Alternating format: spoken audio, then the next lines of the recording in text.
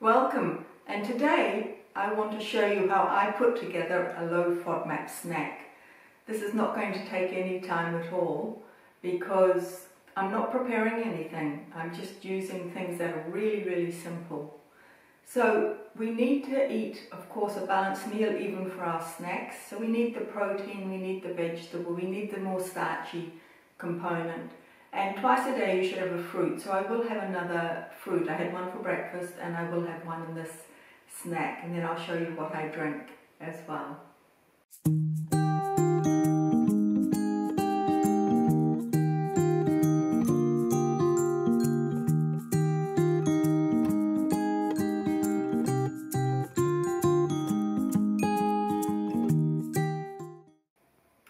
So the first thing I do is I get my bread and butter plate. I don't want to put any more food than fits on that for my snack. Otherwise we're likely to go high FODMAP even if all the foods we're eating are low FODMAP. So for my more starchy component I'm going to have some rice crackers, which I've got in this little container here.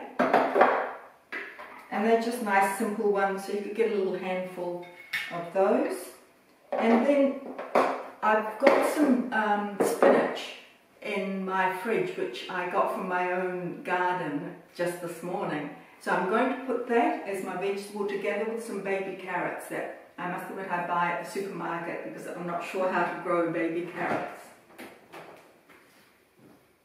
So here's my spinach. And it's probably about the right amount. As you see, I don't want to actually overfill this plate. And then I'm going to get my baby carrots, which I keep in a little Tupperware container like this. It just makes life easier, and I'll put about 4 of those onto my plate.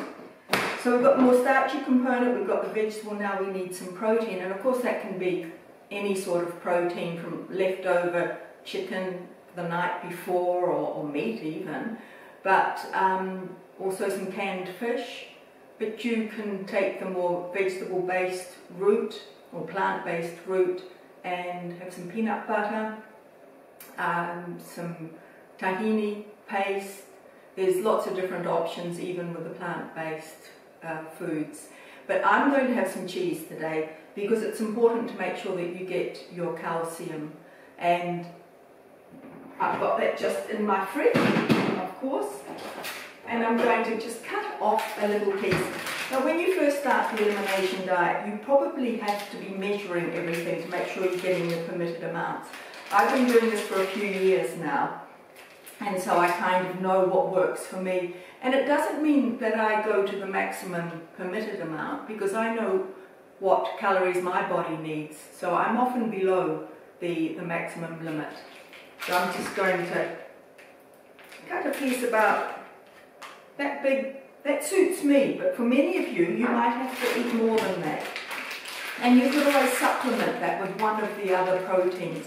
You could put together with that maybe some peanut butter or some almond butter and put it onto your little rice crackers.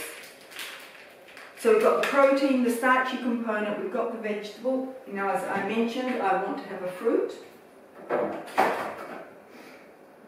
And I've got some sort of pre-washed here, and I've got 4 in here, but I'm not going to eat that many. One of my main triggers is fructose, so I stay a little bit under the permitted amount.